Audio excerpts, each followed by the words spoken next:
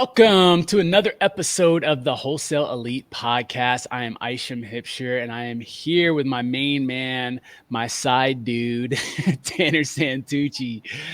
And we are joined by none other than, look, before I even say this gentleman's name, for anyone who's not watching, I want this to be a bit of a surprise because this is a person who I have come to just grow really familiar with. And he's the guy that's setting the bar that I'm going after for real. Like this guy, just to consider him a peer is to me, it's really cool. I'm in a great position in life where I can be friends with people like this. But so today on the show, we have none other than Mr. John Galan. How are you, sir? Bro, thank you for that introduction, man. That was beautiful. I appreciate you guys having me on here. So thank you for asking me to come on. This is an honor.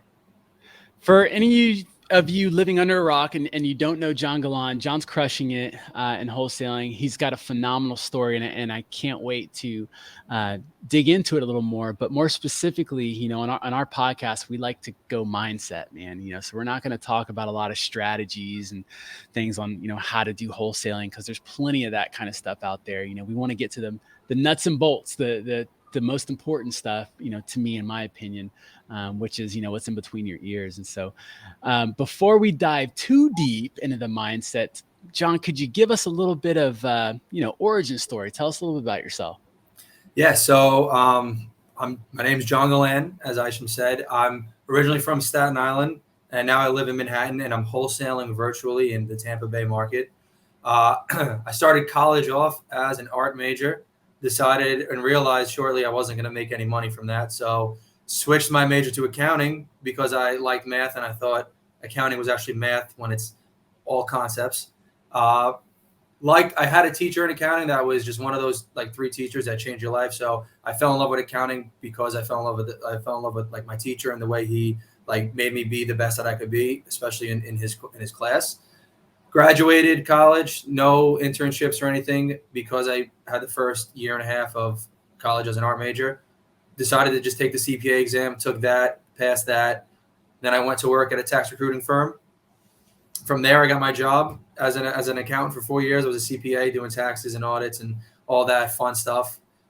And then I just started watching, like when I was doing tax returns, where all these rich people making their money, and 90% of them were from real estate.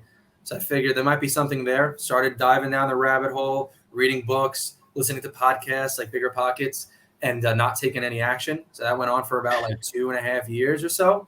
Jeez. Until I eventually ran into a Pace Morby podcast on Bigger Pockets, went down Pace Morby's rabbit hole, joined his free Facebook group. And then the day after, they posted Jamil Damji's Secret Agent Challenge 1.0. I have no idea who Jamil was. I had no idea what Astro was. I was like, let me just listen to it. Let me be an action taker, and started listening to stuff some more. So I listened to it, and they had like the sweepstakes to join and fly down to Arizona to meet Ryan Zolan, Pace Morby, Jamil Damji. So I was like, let me join the sweepstakes. I'm gonna get chosen. Next thing I know, I'm on the call with Astro, and they're asking me how I want to pay for the course. I'm like, what do you mean?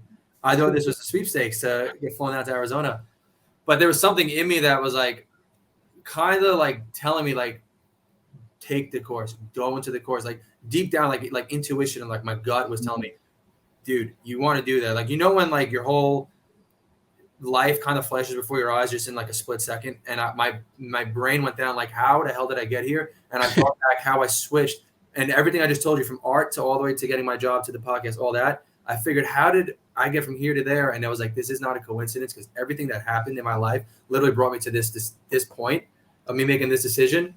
And I was like, I got to do this. So I said, do you guys take payment plans? And they said, yep. So I joined Astro. I joined Astro end of December of 2021.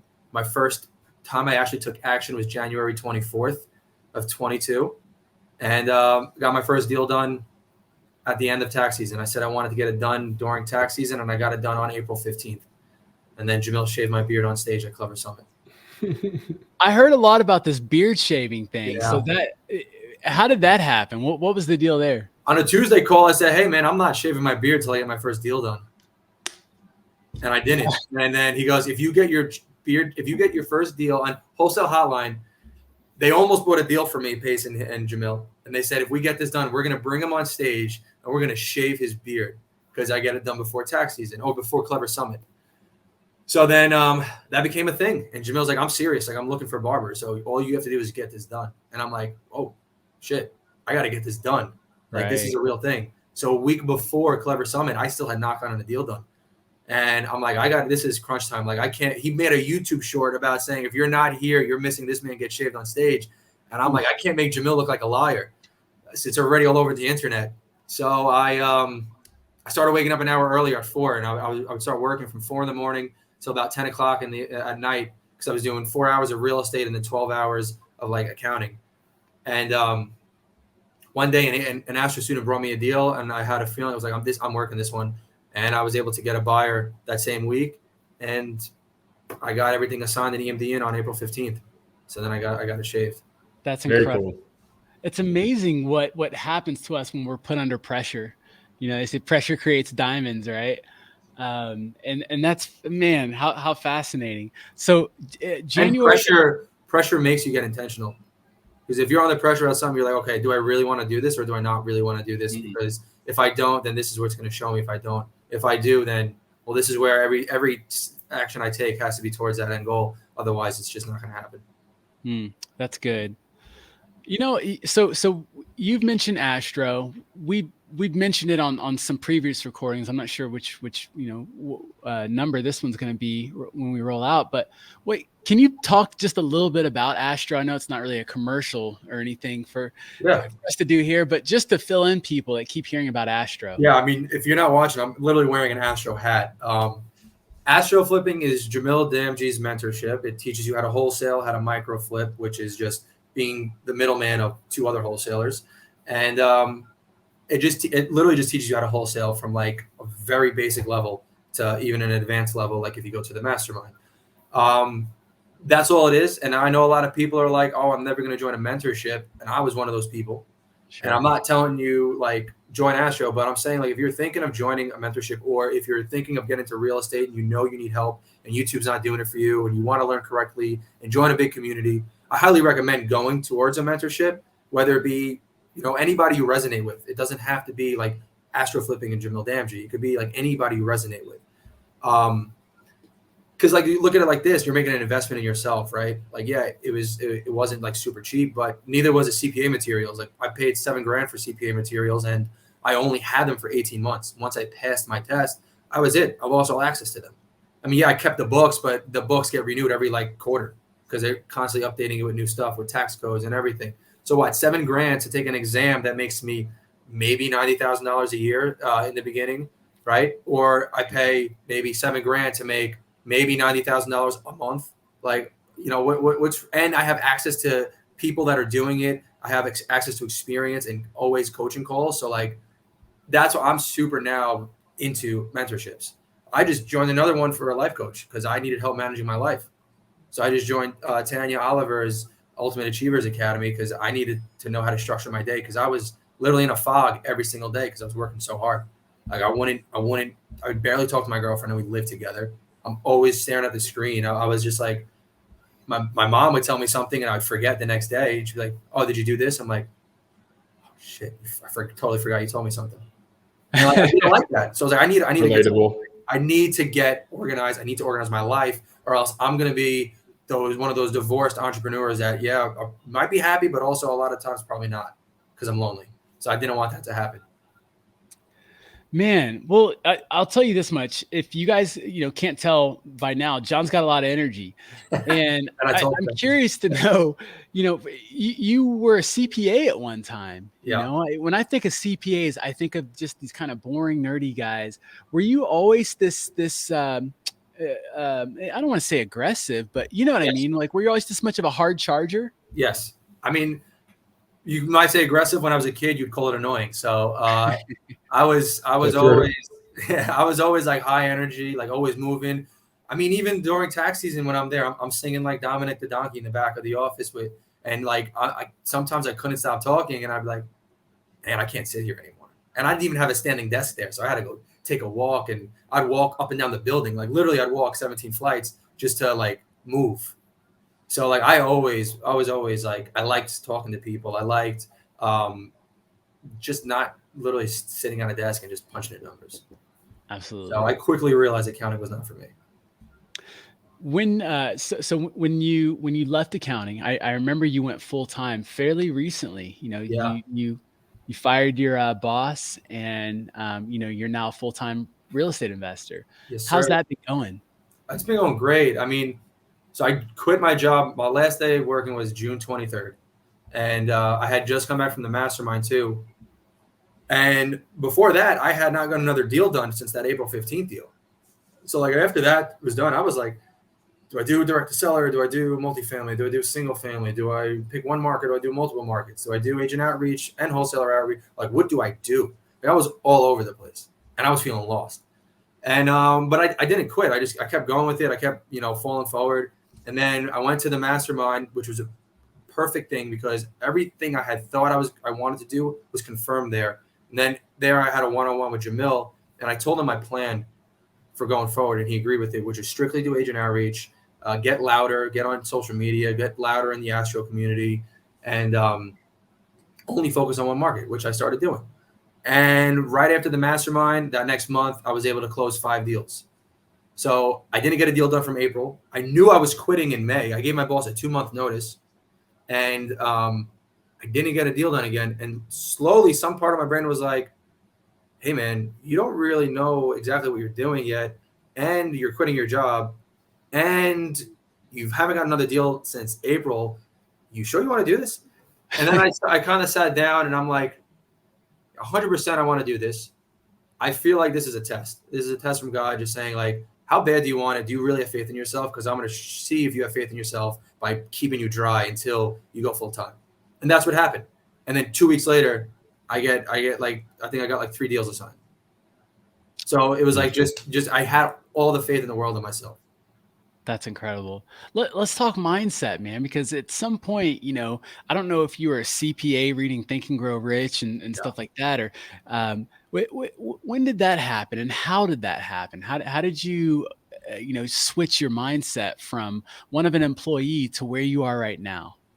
Again, I'm going to reference it back to it. Astro, man, like the reason why I say it, I'm not telling people to join this course. It's just one of the things that literally changed my life completely. Like I thought I was going to take 5 years to quit my job because I had the old school way of thinking, like, let me buy a duplex now, then maybe I'll stack it into a quad the next year, then maybe the next year I'll get 8 units, and then the next year I'll get 16, and then maybe I could quit my job after year 5 from quitting it in 5 months after joining Astro. And like the first week is literally mindset. I was like, I always knew I wanted to do something myself. I always knew I wanted to like not be an employee, but I was never like intentional. I would never visualize. I would never meditate. I was on mindset. I was like, your mind is like, whatever you say is going to happen. Right. But I was always also of the firm belief that I'm not negative. I'm just realistic. You know what I mean? Sure. Yeah. And obviously, if you say that and you're being negative, you are realistic because whatever you say yourself is going to happen. So if I kept saying, oh, I'm positive and I'm realistic, everything would be positive, you know? But I didn't really shift my mindset until I got into the week 1. And then I started looking into it some more because I was like, oh, The Secret. Yeah, okay. You know, like kind of that. I'm like, you still have to bust your ass and do the work. Right. Which is still true. You got to take massive action, but you're 100%. taking massive action intentionally in a specific direction with a single focus. Before then, I'm just taking, I want to say massive action because I barely took action at all to get out of my job. But like a ship with no rudder. Exactly. I'm just kind of floating in stagnant water, but I'm still in the water, but I barely dipping my toes. But then I got into the mindset and I started like looking into it. I started reading Think and Grow Rich, which was like, I think written like 1930 or something, 1920, whatever. And then I read like Joe Dispenza's Becoming Supernatural. Then I listened to like Ed Milet podcast, Wayne Dyer, Louise Hay, like all of these, Earl Nightingale, like all of these mindset people.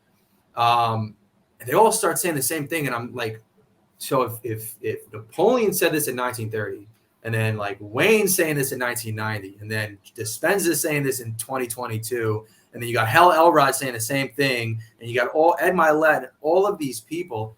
I'm like, how is this not set in? So like, this is real. This is proven things. The things that separate everybody that make it all the success is literally one thing, and it's your mindset.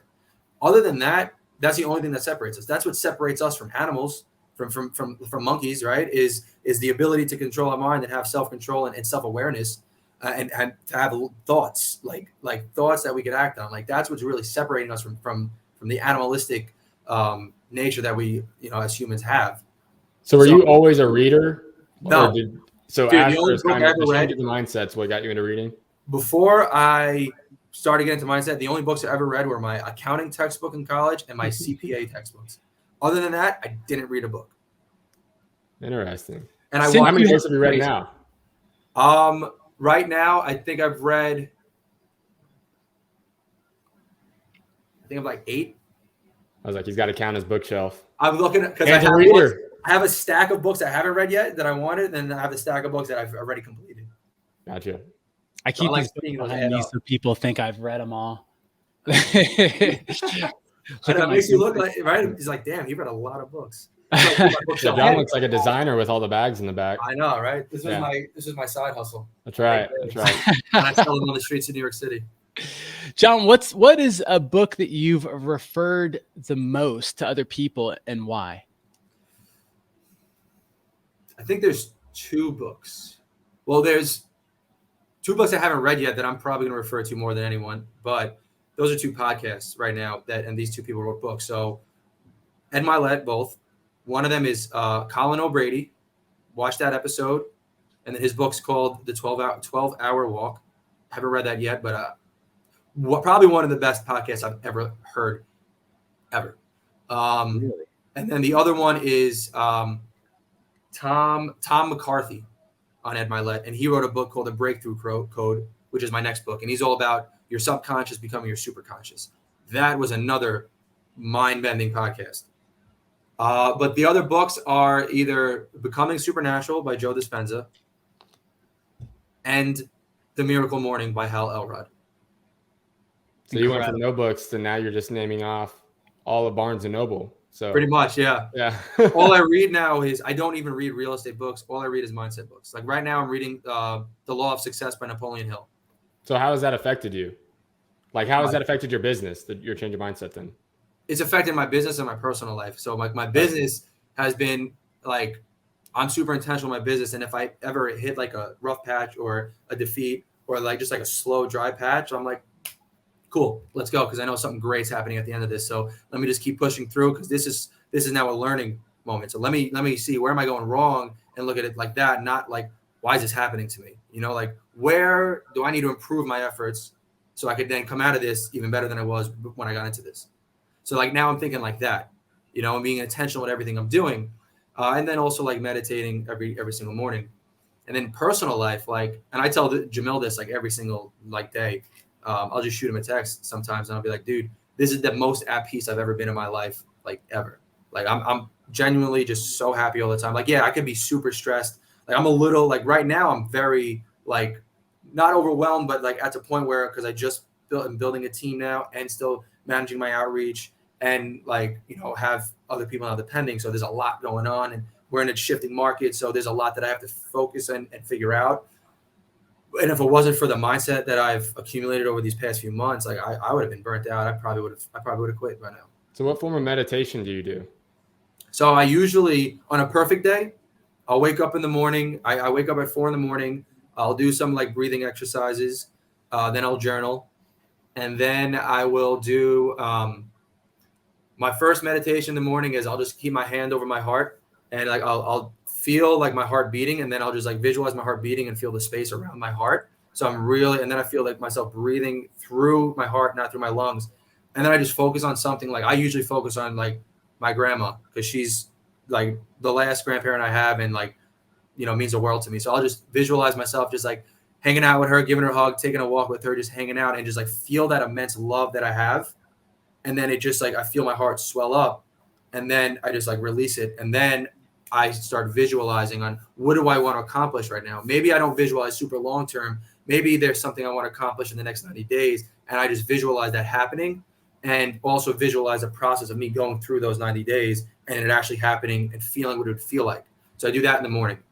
So what are some things that you journaled in?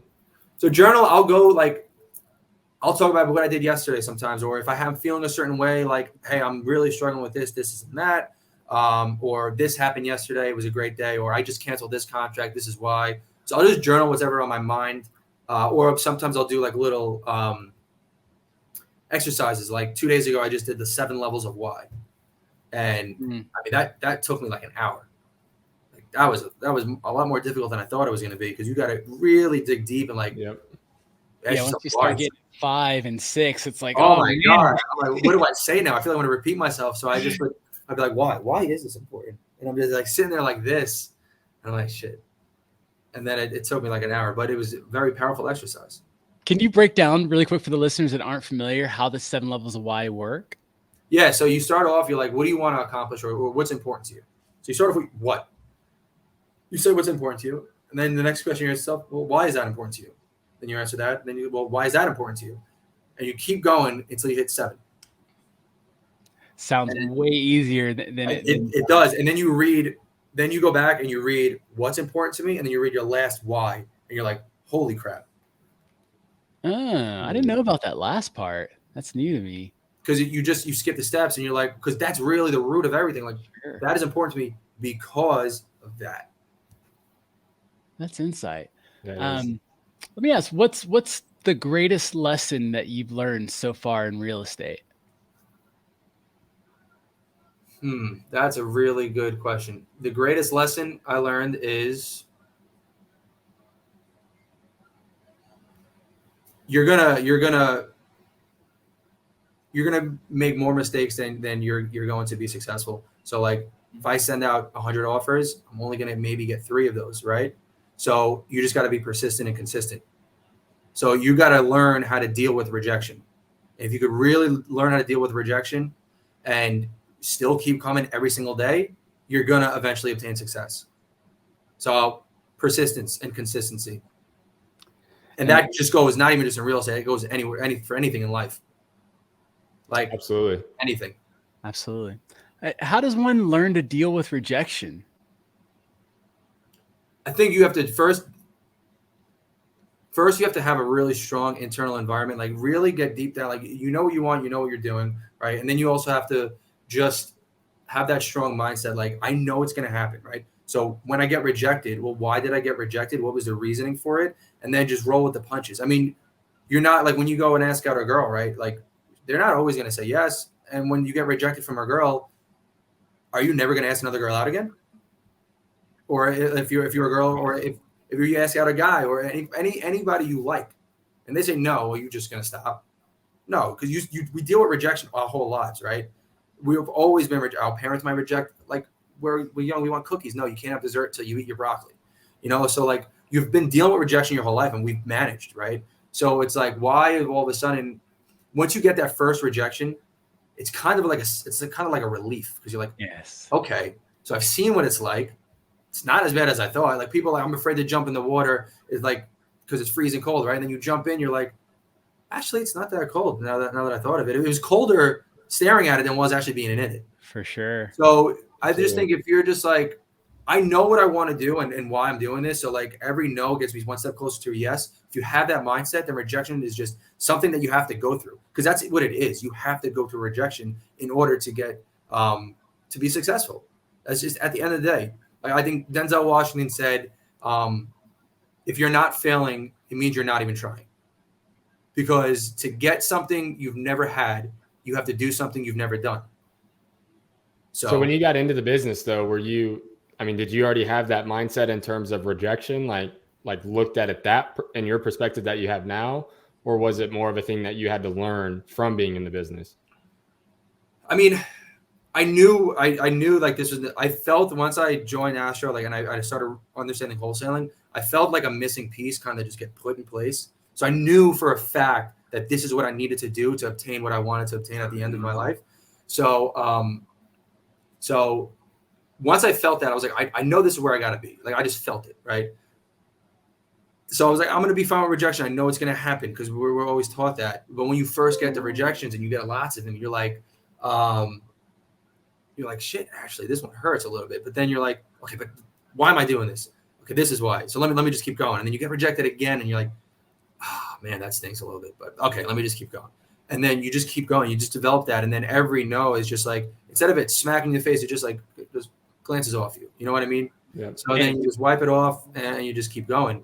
And like, I have a quote above my desk. It's a Bruce Lee quote. And it's like, just saying like defeat is a state of mind. You know, you're not defeated until you accept defeat as a reality. So just don't accept it as a reality. And you're technically never going to be defeated ever. And then you just got to look at rejection as just a learning process instead of a rejection. I did something wrong. So what did I do wrong? I love that. You know, I think sometimes, you know, as wholesalers, especially new ones, it's hard to kind of keep that kind of stuff into your brain because, you know, you don't think about all those successes that you endured through when you're facing that rejection. You know what I mean? You don't think about when you were learning to ride your bike, you scraped your knee. Yeah. You know, everything in life, for the most part, you have to be bad at it before you're good at it. And, you know, the older we get, you know, that kind of the ego comes into play and a lot of stuff comes into the picture and it makes us second guess ourselves, or we start thinking about how other people are going to view us and whatnot. Mm-hmm. And, you know, it's really good insight. I love that Bruce Lee quote because it's true. It's spot on, man. That's phenomenal. Not failing equals not trying. I love that you said that. Listen to that Denzel Washington fall forward. That's the name of the speech. He gave it, I think, at the University of Pennsylvania. Oh man, I love that. I heard it and I listened to it like 8 times that same day. Denzel Washington fall forward. Awesome. Yeah, brother, do me a favor. I want to, we've been spending a little time in the light. Let's dive in the darkness a little bit. I want you to walk me through a dark time in your business, you know, something that happened that's probably relatable, and how'd you get through it? Yeah. So, August, I think I canceled 8 contracts. And I canceled 3 on the same day. And all three had a buyer at one point that then just wound up backing out when EMD came due. So that was tough because I had gotten 8 contracts locked up that month and I canceled all 8 of them. And all 3, there was 3 that I had to cancel all on the same day on a Friday. So it was like smack in the face after smack in the face after smack in the face. And I'm just like, what the hell is happening? I was like, I'm on a high. Like I just got like 4 contracts accepted 1 week out of 20 offers. I was like, this is amazing. Like I'm definitely gonna sell these things. And then it didn't sell. And then I had to cancel. And then it's just like, holy shit. And then one of them was just a deal from hell. So how I got back from it was like, I'm not gonna lie, like I even texted Jamil. I was like, dude, I just canceled my 8th contract this month. Like, holy shit, dude, this sucks. But I did something wrong, so now I got to figure it out. So let me try to see what I did. So I let myself be like upset for like maybe 30 seconds, and then I looked up at Bruce Lee's quote. That's why I keep it above my computer, and I'm like, okay, I did something wrong. What did I do? Because this is happening for a reason. It's just to make me a better wholesaler, just to make me understand the market more, because we were going through that shift, so it was a weird period. Make me better at comping, maybe a little more conservative with numbers. And like the way I got out of it was I just kept the same mindset, like, I need to learn something because I did something wrong. Clearly, I did something wrong. I had 8 contracts accepted and I couldn't sell one of them. That's me. That's not the buyer's fault. That's not anybody else's fault but me. I did something wrong. Maybe I got greedy. Maybe I didn't run the numbers correctly. Maybe I didn't understand how much wood frames suck in Florida. So I just had to figure out, like, okay, what did I do? What did I do wrong? And then literally after that horrible month, Mahmoud Issa, another Astro student, came to me and he was like, hey man, after I did the secret weapon challenge with Jamil, he was like, hey man, you know, I like the way you do acquisitions. I'm obviously good at this one. If you don't know Mahmoud, he's just like, he wakes up in the morning, eats cereal and assigns a deal and then goes and assigns a deal. So the dude was a machine, right? He goes, I plan on like pausing my business and I want to partner with you and let's make something in Tampa. And I'm like, hell yeah, let's do it. So then, wow. I was like, I'm excited. We're spending time together. We're building the infrastructure, the everything. But I had to take a month and a half off of money making activities because I had to focus on something else, and that felt weird. And I'm still kind of coming out of that like, because I just trained my team. They just started this week full time, no training. So now I'm getting into helping them and also making my own calls and then figuring out. So I'm still not 100% out of the rut that I was in. So it's been like a little bit of a weird period, but I'm very hopeful and excited for the future. And I'm just keeping the same mindset again. Like before I went full time, I went through a super dry period of like, what was it, like 3 months or 2 months or so? And then something great happened when I kept faith in what I was doing. So that's what I'm sticking with, the same thing. Something great's about to happen because I'm keeping faith in what I'm doing, and I'm just keep going forward. That's it. I'm going forward only.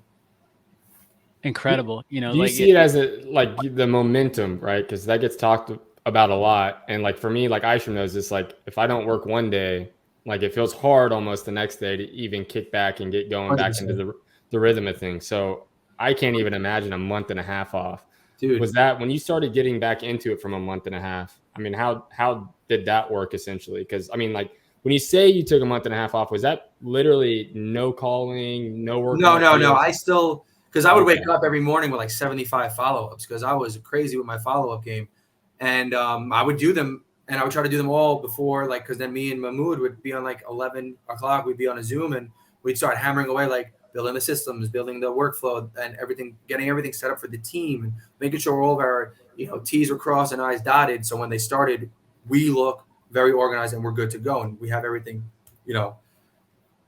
So I was still doing some follow-ups, but I couldn't be doing too much. So I went from speaking to like 40 to 50 people a day to speaking to like 15 to like 20, 25. So cutting it in half almost completely. I would only do follow-ups. I wouldn't be doing new outreach really. And I had to do that, or else I would have drowned without a doubt. I would have drowned. So as much as it hurt me, I had to do it. And now I'm getting back into like follow-ups and agent outreach again and calling. And I mean, there are days I wake up, I'm like, oh shit, it's 9 o'clock. I'm like, I kind of don't want to do it, but no, I need to do it. And I'll just come here and I'll just turn out calls, but then, also helping my team still. So still in the middle of a training process, but eventually once they're good to go, I could just start just hammering away at the phones like I like to do. A lot of people say partnerships. So this is what I've heard in my past business dealings. Partnerships are the only ships that won't float. A lot of people are real negative on partnerships. And it just seems like in real estate, like the partnerships, can flourish. It's almost like they have an opportunity to flourish a little better because we kind of need one another. What's been your experience so far with being in partnership? I mean, it's been awesome, dude, because I don't have to worry about talking to buyers or selling deals. Like as soon as it gets locked up, I throw it on the Trello board, and then Mahmoud and Dispo takes it and they just run with it. And if they have questions, they ask me. So yeah, I mean, you're not getting like 100% of the deal. You might be getting, with everybody out, like we might be getting 35% each of a deal, but I'd rather 35% of a watermelon than 100% of a grape. And that's not my quote. That's Tim Bratz. If you don't know him, if you like Tim Bratz, I've been quoting that for months now. I had no clue who it came from. Dude, yeah, that's Tim Bratz. At least, I mean, I've only heard it from him on his videos, and I was like, that's what he talks about when he talks about like partnering up with people. And it's so true because I could do so much more with Mahmoud and a team than I could by myself. And also, not only that, let's say it's my birthday or my girlfriend, not my birthday. I want to take off my birthday. Let's say it's my girlfriend's birthday, right? Or my mom's or my grandma's. And I'm like, hey guys, I'm not going to be able to work today. It doesn't stop. It still goes. It's a machine at that point. Right. So I might get a deal assigned when I don't even work. So that's another thing. Like you're going to give yourself, you're going to get your freedom back. Like I'm trading equity in a deal for time.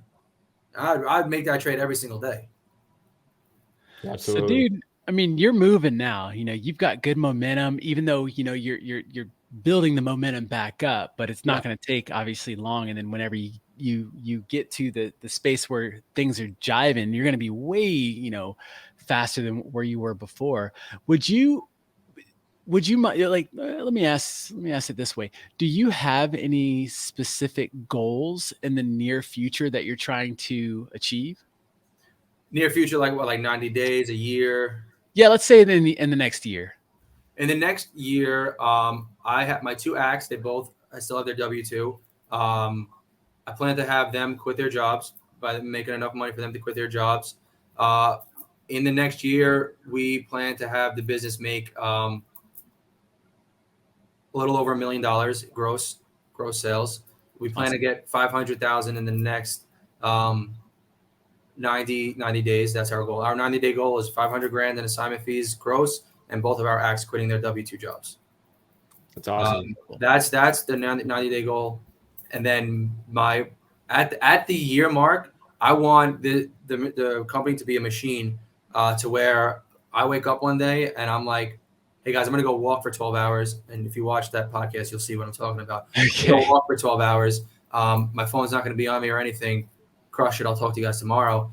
And then 2 deals get assigned as I'm walking out of nature by myself. So that's the goal. I want in a year us to have crossed $1 million mark, have both of our acts quit their W-2 jobs, and then just have my wholesale business be almost passive at that point. What's life look like for you in 5 years? 5 years, I've retired my parents completely. They don't have to work anymore. I bought them a house on the beach. I own a little over around 2,000 units. And 5 years, I've come up to around $250 million net worth. It's incredible. It's awesome. Aggressive goals, but listen, you shoot for the stars, you land on the moon, right? Right. So I'm shooting for the end of the galaxy. Why not? 100%. Yeah. I love hearing other people's goals that make me uncomfortable. I love that. I mean, listen, when you tell people when somebody's like, hey, I'm going to be a billionaire, right? They're like, okay, sure you are, right? He did it, right? He becomes a billionaire. Grant Cardone, he's on his way to a billionaire if he's not already. He didn't come from a family like a billionaire. You know what I mean? Like when he says it, how many people believed him? Only one person's got to believe you, and it's yourself. So if you firmly believe it and you just hold true to that and feel like it's happening, it's going to happen. Like a lot of things that have happening in my life recently, I've felt already. Like when I spoke at the mastermind a couple weeks ago, before Jamil asked me to speak on it, I was in my kitchen every morning making myself like avocado toast or oatmeal, and I was speaking at the mastermind to myself, talking in the kitchen to myself. Before you knew you were going to, I told my girl the day Jamil asked me, I went to my girlfriend outside because we had an executive call with Jamil, and I go to her, I was like, I'm speaking at this mastermind. I'm telling you right now, I'm speaking at this mastermind. And she said, okay. I get on a call 2 hours later. Jamil's like, has my team reached out to you yet? I said, no, why? He's like, I want you speaking at this year's mastermind. I said, dude, that's so friggin' funny. You know what happened? So now I'm starting to feel like I'm feeling something. Like I just spoke on something else, the Elephant Challenge, right? And I was watching it before, and I was like, why do I feel like they're going to ask me to speak on the next week?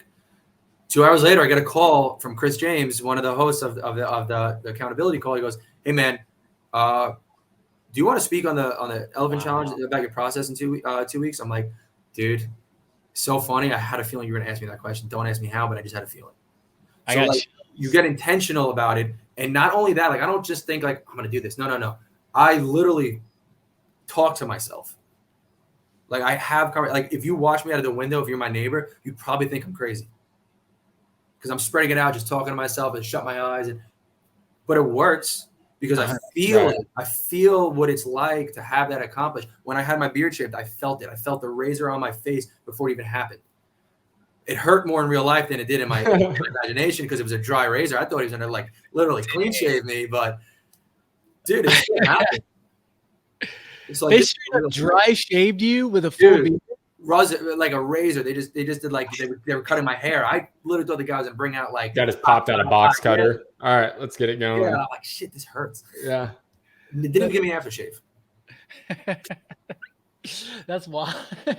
So saying you want something and like feeling it are two different things. That's why a lot of people say affirmations don't work, because if you just say the words, it's not going to happen. If you say the words and associate a feeling with it, that's a different story. Dude, so true. God, I can tell so many stories about things that have happened in my life where it's crazy. 100%. 100%. It's crazy that you felt it coming and it came, you know. Man, it seems like when you're intentional and when you're on path, the universe just aligns, you know, things just happen the way they're supposed to. And you feel it, like you feel like you're doing right.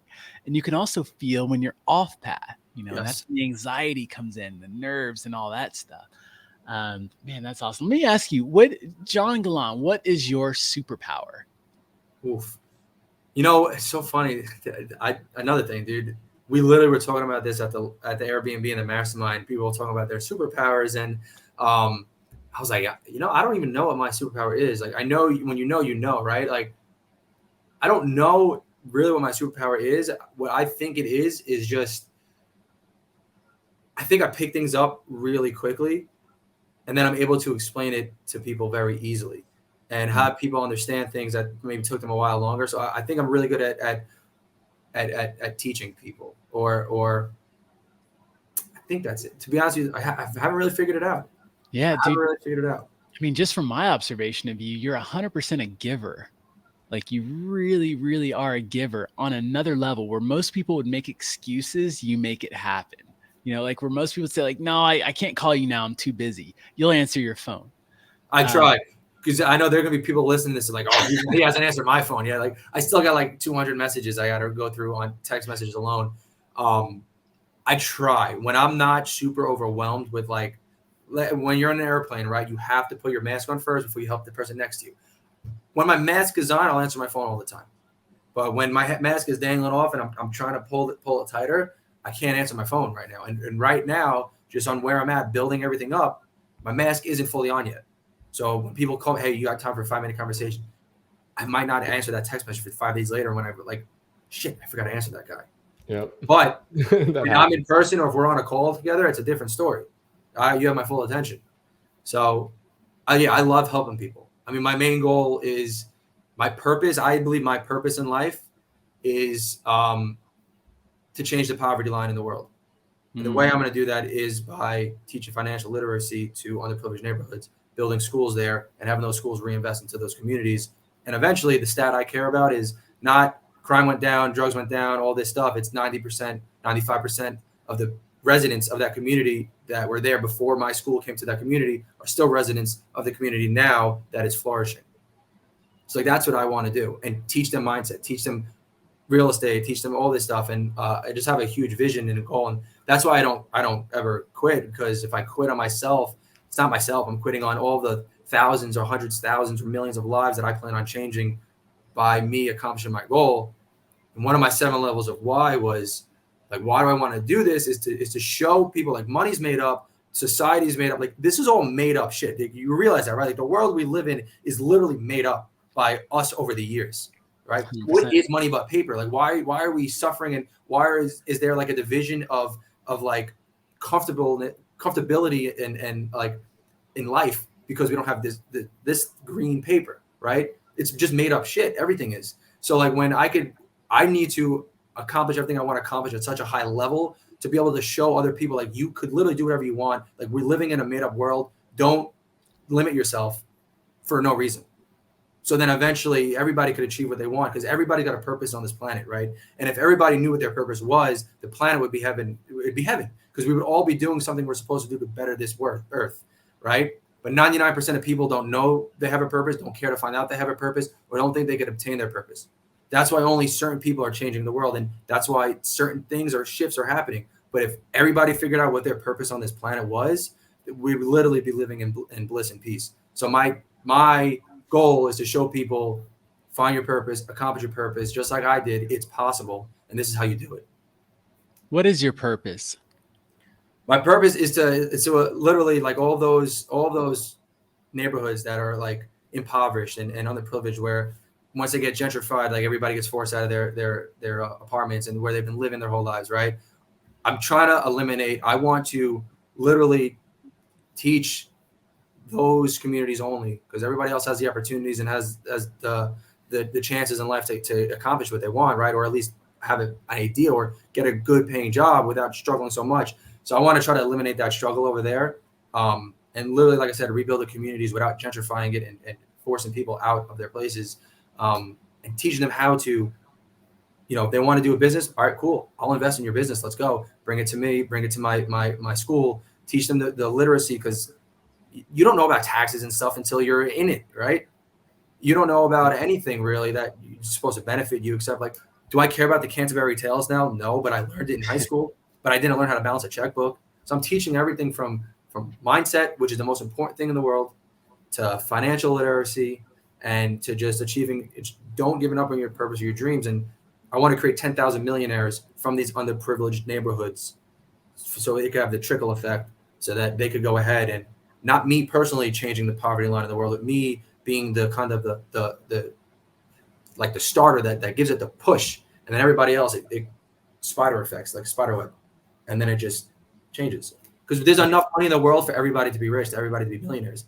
Money again is made up, dude. You know what I mean? Like, we're supposed to be divine beings created from God, just like living like heaven should be a place on earth, but it's not. Right. It's too much division, too much hatred. So what I want to do is I want the world to be a happier, more abundant, prosperous place than it was when I came in here, when I leave it. And anybody could change the world. Anybody could be somebody that does something. It's just, it might be super, like, people listening to this might be like, this dude's full of himself. Like, this is too big of a bill to, like, no, man, it's not. I'm telling you right now, it's not. Nobody's really been like, people have, but like, you have to be super into it. You know what I mean? Like, firmly believe you're going to do it. I feel it all the time. Like, I shut my eyes and I envision it, the change that I can make, that I plan on making. And it's not to be loaded. It's not to be like, oh, well, I'm a billionaire now because I've done all this stuff. But no. It's so I want to see the relief on people's faces when they realize they don't have to stay in the struggle anymore. You know? So as you can tell, I'm passionate about it. Yeah. I want to dig a little bit deeper on that, man. Where do you think that purpose comes from? I think it just comes from wanting to, you know what it is? I don't know. God. It's your purpose. You're here for a reason, right? So there's a reason we're here. I don't choose that reason. It was given to me, but you have to dig deep inside and be like, get really introspective to understand what my purpose is. And I think I just realized what it was. So that's my purpose and that's my path. And I know what my purpose is. Now I got to find the yellow brick road to get me there.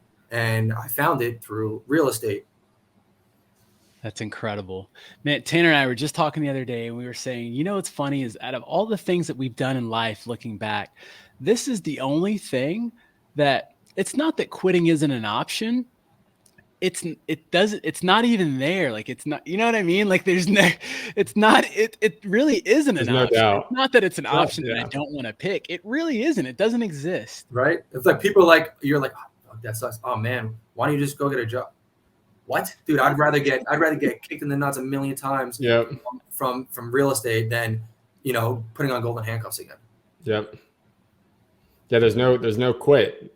And that's what we were talking about. It's like, it doesn't feel like there's even like it's not even in reality, like in this business. And it just stems a lot, like you said, from the mindset and the growth. And that, like, your yellow brick road, like me and Isham, like one of the first conversations we had when we first met was that we both don't look at real estate as like the end goal. We just look at real estate as use real estate as an opportunity to be able to do exactly what you're talking about, providing, you know, giving back to the community and using that money to allocate, you know, a way for better life in your community in a way. And now, whether, like, the last episode we did, you know, the guest wanted to give him like a certain amount of money to like preserve the ocean. Right. And so there's gotta be like a why, essentially. And so, like, your why is, again, giving, you know, making the money, not to keep. Obviously the money to keep's great, but, you know, to give back. And so that's extremely important for people to understand. Like, that's your why, and that's what keeps pushing you, and that's what keeps driving you, and that's why you're going to be successful. And so when you say, I'm going to make 250 million, or my net worth is going to be 250 million, to you, that doesn't sound crazy. And that's all that matters. That's right. Like when Jamil talks about his thermostat, his financial thermostat was 100 million, and Pace was like, mine wasn't even close to that. But Jamil, when Brent asked him about it, Jamil broke it down and said, that's just what I believe my value is in the world. Yeah. And so, like, for you, 250 million net worth, to you, that doesn't sound crazy. To someone listening to this, be like, 250 million? I couldn't even do 250,000. Yeah. But to you, it doesn't sound unrealistic, and that's all that matters. And that's what's important for people to understand by that is you ultimately make the decision of what you're going to be. And so if you set your goals, like you said, at the end of the galaxy, then you're going to get to those goals at some point. You just don't know when, but you're never going to quit and you're never going to stop. So that was powerful stuff, dude. Yeah, man. And like what you just said too, that's why you guys are going to be successful as well. Like, there's no quitting you. There's like, why would you quit? I mean, you have something else you're fighting for. And like you just said, the last guest was trying to fix the ocean. Like, that's what I'm saying. Like, we all have a purpose. Like, his purpose might be to preserve the oceans, right? Then I know somebody else that's trying to build schools in Africa. I'm trying to do something in under. So like everybody's got to, you know what I'm saying? You see how the pieces start fitting? Like if everybody did their purpose, the world would just be whole and just be like a happy place that literally is like heaven on earth would be a real phrase. Right. Man, how powerful. Dude, well, let's land this plane, John Galan. So, John, I've always heard your name, John Galan, but you, catchy.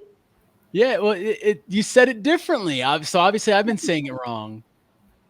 Yeah, I mean, I've my first like for a short last name like that, I've had so many different like pronunciations of it. I've had Galan, Galan, Galen. What I don't even know other ones. Somebody really butchered it. I totally forgot, but it's Galan. John Galan, yeah. Okay. It's funny. But Galan, wait, what'd you say? Did you say Galan? John Galan. See, I can't even keep up with them anymore. John Galan, yeah. Galan and Galan, those are the two. Those are acceptable ones. When somebody calls me Galan, or I don't even know where Galen comes from, to be honest with you. I don't know. There's no Y in my last name, so I don't know where Galen comes from. it happens. But yeah, Galan or I was always in college, and the teacher would be like, John Galan. I'm like, it's Galan. I would say that every class. At least your first name's John. You don't have to live life with a name like that. So when I introduce myself to agents, I'm like, hey, this is John Galan, because I can't say John. There's so many damn Johns in the world, you know. So it's like, at least you have a unique name. That is very true. They're going to meet on the phone. You know what I mean? If this is Isham. Oh, I know who you are, man. I haven't spoken to another Isham yet. Right. And I probably never will. Right, exactly. Yeah. So, you don't have to say your last name. I got to use my full name. That's true. That's a good point. I love the perspective. And that's what everything's about. Life is all about perspective, right? 100%. I saw this meme, and I'll get back on track in a second, but it's such a good meme. I'm sure a lot of you have seen it, but it's two guys standing on a road, and in between them on the road is a number 6 or 9, depending on which way you're standing. And that was so powerful to me. It was such a good visual representation of perspective, because even though, to that one person who's looking at the 6, he knows he's looking at a 6. He would go to war and bet his life and everything that is a 6. It's so obvious to him, but the other guy would say the same thing about the 9. Truly. And both of them would be right. That's the fascinating part about perspective. Yeah. But if you just take a second, were you about to say it? Oh, please. No, you finish it. Yeah. If you just will take the time to walk and get the other person's perspective, your whole paradigm will shift. And now you see, I see what you see. But a lot of us, it's challenging. We just want our perspective. We want to be right, And so anyways. 100%, man. That's with everything too. You mean like everybody's beliefs and stuff, like it's just their own. That's what everybody's different. Everybody has different experiences. Everybody's come in different ways. So like I might view something as one way, but you're like, oh man, I had a bad experience with that. I view it as so different. Like, well, enlighten me. Like, let me see, why do you view it that way? Instead of like, come on, dude, like you're so wrong. Like, and the biggest thing is like politics. And I don't get into politics. I don't talk politics or anything like that, because you're not allowed to have an opinion if it differs from the other party, regardless of if you're a little, you know what I mean? There's no such thing as the middle for some people. I'm in the middle, but like it's sad to see that, like that's the biggest division. It's the lack of perspective, or at least the lack of willingness to take a chance, take a look at the other person's perspective. 100%. And in terms of real estate, there's a lot of folks out there that, man, John Galan, he's white. Of course he's successful. Isham Hipshire, he's got a polo shirt on. He's got money. Of course he's successful. There's all these little excuses, when in reality, if those of us who are making those excuses will just try and gain perspective, your whole paradigm could shift. That's it. John, I'm going to ask you one last question in closing. It's one of my favorite questions. And I hope you dig a little on this one. Don't give me the surface level stuff that I could Google and get the definition. I'm interested in this. Yeah, it's not that bad. What is your definition of success?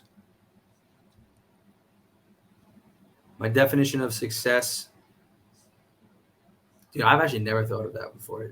Funny enough, my definition of success is just obtaining happiness. I mean, like everybody's different with success, right? Like some success could be measured in dollars, success could be measured in laughs, success could be measured in smiles. So it depends on what's more important to you. Like some people might be okay with $100,000 in the bank as long as they spend every single day with their family, and they could be minimalist lifestyle. Success is really achieving what you want in life. What do you want to achieve in life? What is your main goal in life? And just achieving that. And a goal doesn't have to be monetary. It could literally be anything, like just making my dad proud. You know what I mean? Like then you're successful if you did that. So achieving your main goal in life, I think, is you're successful. If you're able to say what you want to do something and you actually do it, that means you're successful. You want to go ahead and start a family and have 10 kids and live in a nice house and, maybe work 3 days a week. Awesome. You're successful.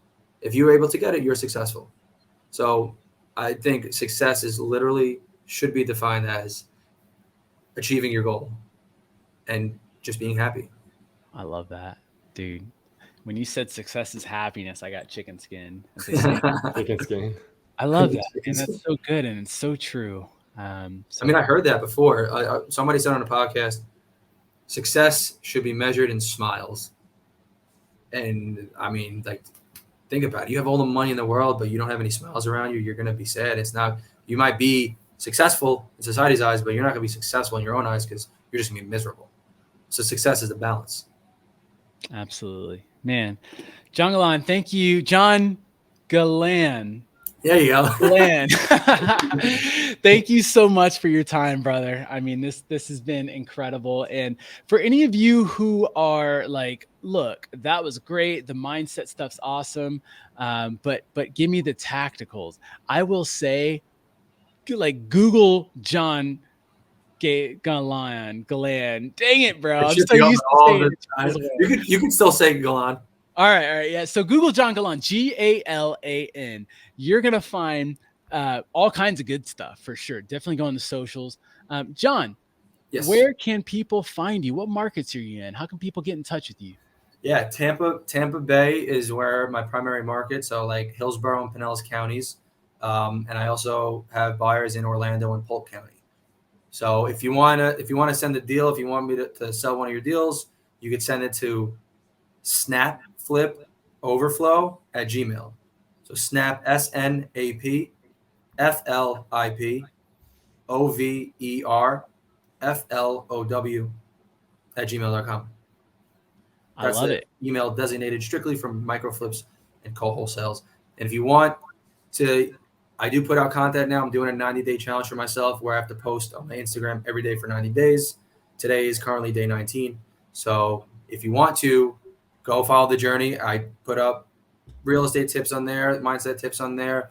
Follow me at John, JOHN _Galan, GALAN 12. Beautiful, brother. John, thank you again so much for your time. Man, I know we're supposed to kick it next week. We'll be in Phoenix together, man. I'm looking forward to that. Me too. I'm excited. Absolutely, brother. Well, thank you again for your time. And guys, stick around because we've got more and more and more incredible people to talk to. We dive deep into mindset, and this podcast can truly change your business if you just stay consistent and give it time and stay close to the fire. Stay around people who have and want the same things that you want. And this is it. You may not have friends that talk real estate. We'll be your friends. You know what I mean? It's all good. So keep coming back, and we'll see you on the next episode. Take care, everyone. What up, guys? Thank you for watching or listening to another episode. And look, here's the deal. If you got value out of today's episode, we kindly ask that you subscribe and like and get this bad boy going. And look, if you're in Florida, we're in Florida. That's our marketplace, and we want to help your deals get to the finish line. So if you got any deals that need help with dispo, send us an email. We're at deals@unwindinvestments.com. You can also submit it via our property submission form online at unwindinvestments.com/deals. And guys, we want you to be the next guest on our show. So get out there and hustle and grind, and let's get to work. We'll see you in the next episode. Peace.